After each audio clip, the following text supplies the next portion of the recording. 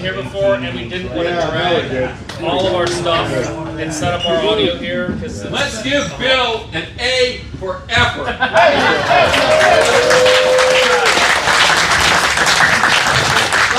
Let's also give Bill an E for echo. Echo. But these are filming and streaming and all that, so we'll continue to use the microphone to tell our stories and come out of the hospital. Can't hear you. Turn up the volume. This is a hostile audience. So John is a critical part of AmiWest, even though he's no longer with us. It's still important that we remember those who got us to this point and help create the show and build the show into where it is today. I mean, obviously, the Amiga computer itself is where it is today, but the fact that we take the time out of our busy lives, away from our families, come to Sacramento to gather, to celebrate, to share our ideas is still pretty spectacular. This year's winner of the John Zacharias Award is a newer member to the Sacramento crew. He is someone who has drank all the Kool-Aid, which is fantastic. He's presented now, I think twice, maybe not 3 times, twice now, at the AmiWest show, and has become a real feature, not only locally but also online. Gino, is he still here? Are you serious right now? Me? Yes.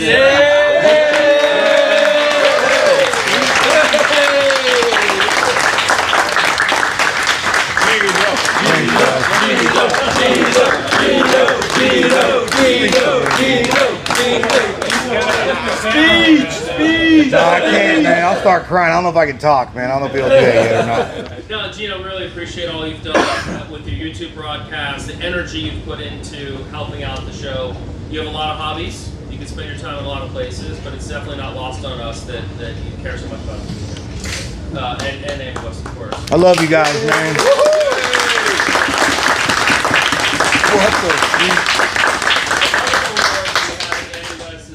Kloczko Award. Dan was a phenomenal guy, super low-key. Ran the Abyss for the Sacramento Amiga Club for a number of years. I actually never went there. Apparently it was a house. It had like bathrooms, but there's like holes in the floor. But it was also completely filled with Amiga stuff, like completely filled. As people have shedded their collections, he would gather them and lovingly care for it. When he would bring game boxes to the show, it's because the game had the manual and the disc, and it was all tested, and he would put it out for sale. Like, it wasn't just random stuff he'd throw. Like, he had a lot of care. He would tell stories about resurrecting floppy drives. You cannot kill these things. You just need to clean them, and they will come back to life. He was an amazing guy. Amiga 30th, his heart and soul was absolutely poured into that show. He did so much behind the scenes, so much. If you ever see the photo at the end where we're all on stage, Dan is flying across the front, biggest smile you could ever have. So that is an award that goes to people who aren't necessarily in the Sacramento Amiga Club consistently, but contribute with technical knowledge. So this year's recipient of the Dan Kloczko Award is Alex Perez. Woohoo! Let's go, Alex!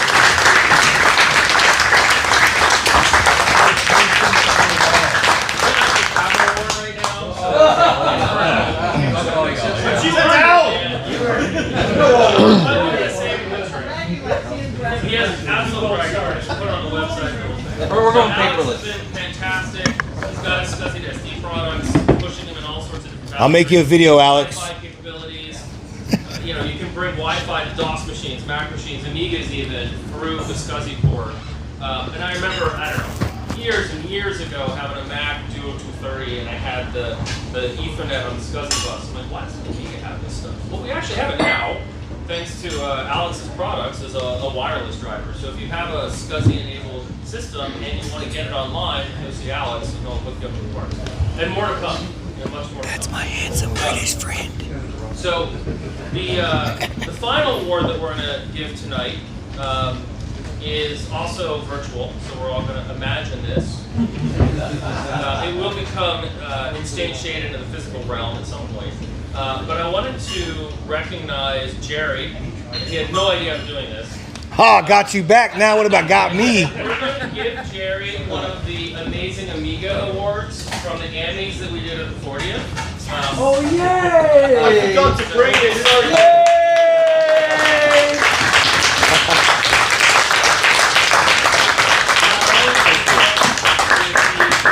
Not only did he help at the 40th with the lineup of Amiga machines, I'm like, Jerry, you just got to do it, and you just did it. It's great. But obviously planning AmiWest, thinking about coming here, getting this all put together, and obviously without his help, but really the driving force behind all of this. So we really appreciate it. AmiWest would not have happened if you hadn't done that. And we keep it going. And as a community, we keep it going. And we help each other when we need to. We share in each other's laughter and joy. And that's why we're here at this point. Like the technology is great, you know, we keep things going. And the purpose of the show is really to connect with people. So the next part, the banquet official, is telling stories. And I know a lot of people don't like to stand up and speak. Hey, wait, Bill. Yes. Wait, one thing. This isn't really the banquet just for that. What? You also have to remember, it's also Bill's birthday. Oh, wow. Yep.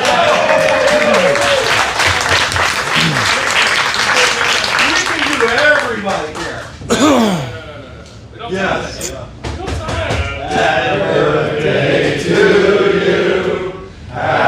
Birthday to you. Happy birthday, dear Bill. Happy birthday to you.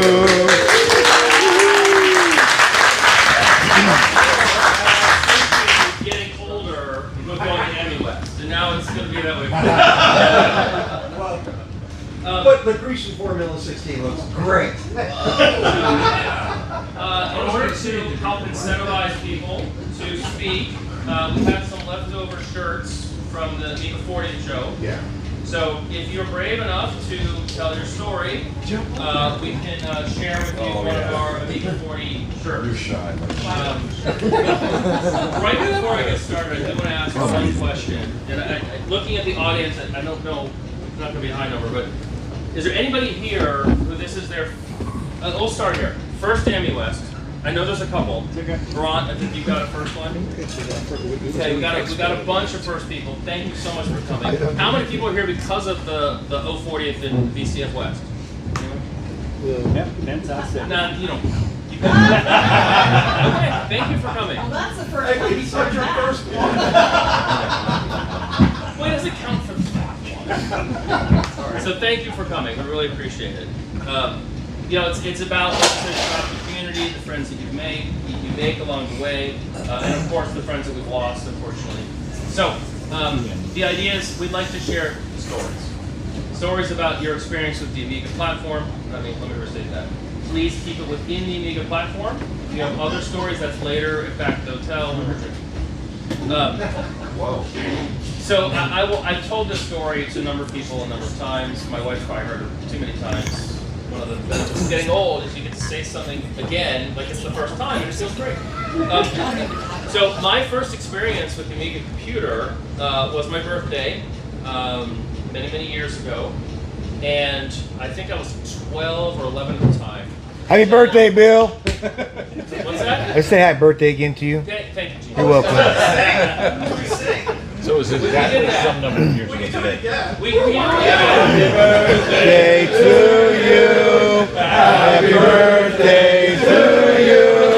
Happy birthday, dear Bill. Happy birthday to you. One more time.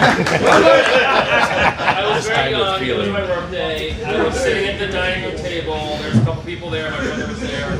And for my birthday, my brother had given me his Amiga 500. The lore behind that machine, which I no longer have, it was one of the original 5 that was sent to the FCC.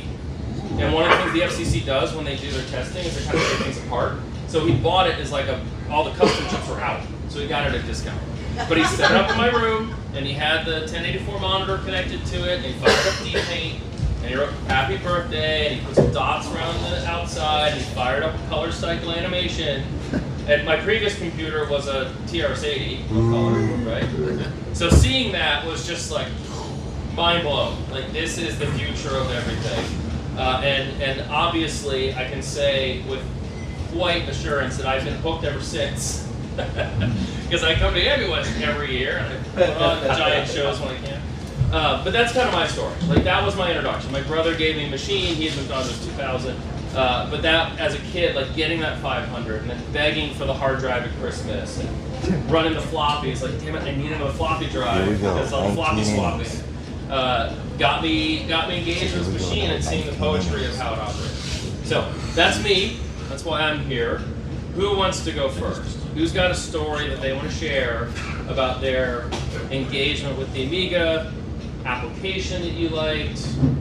Alex Perez, but please do take the microphone because we are broadcasting. This microphone? No, you don't want this one. Your microphone. This one, the black one here. We can hand that There's over. other kind of people listening to this microphone. I love getting on the stage. You didn't have to, but this. I'm going. Please. So, Rebel Hole Computer rocks! I didn't own my first Amiga until well after it was dead and gone, which would have been about 2004 or 2005. I bought, as a 20-something-year-old guy, I bought an SCOM dual stock Amiga 1200. And I was always kind of like curious about it, but I was, I was not old enough to have used an Amiga when they were contemporary. I grew up in a PC and Mac world, where, Macs were an education, PCs were what I have at home, and it's not like a financial decision to make, So, my first Amiga was a kind of a weird experience because I was using Windows XP, right? and I got this 1200, and it was not expanded at all. And I was like, this thing's kind of crap. Silence. But mind you, this is 2005, right? And by 2005, it was kind of crap. But I actually liked everything else about it. I didn't, I was still learning about the architecture. And in my hometown, in Santa Rosa, there was a nascent Amiga users group that hadn't quite completely disbanded yet. And so I looked around and I was like, well, what else? What other communities are there within driving distance, right? And that was part of why I randomly showed up at an AmiWest one year.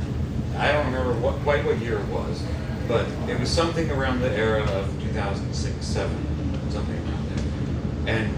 And at that first meeting, we were still at the old super crappy hotel, which anyone who's ever been there knows exactly. Ramada.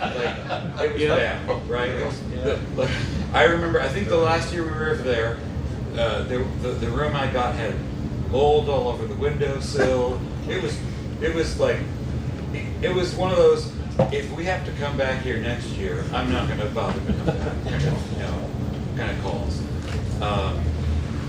And I met Bill at that event in whatever year it was in the mid to late 2000s, and I ended up working with Bill at 2 different startups over a course of many, many years, and I consider him one of my closest friends, even though we don't necessarily talk every day. The personal relationships I got out of randomly showing up to an AmiWest event decades ago, I consider that invaluable. And so I think, as someone that was young enough to have missed the original Amiga era, but old enough to have been curious about this weird machine that was already dead when I bought one, right? I have a Amiga never dies. a love for it in a way that is a bit reversed. But You're amongst then friends again, here. It's I have a love for weird architectures and machines that died before their time, and I feel like that the Amiga absolutely fits into that category. And I just enjoy coming every year. I enjoy being with this adopted family of people, the random guys and gals that have come here over the years, and I'm just glad that I randomly showed up at this thing that I didn't really know much about, that was within a couple hours drive.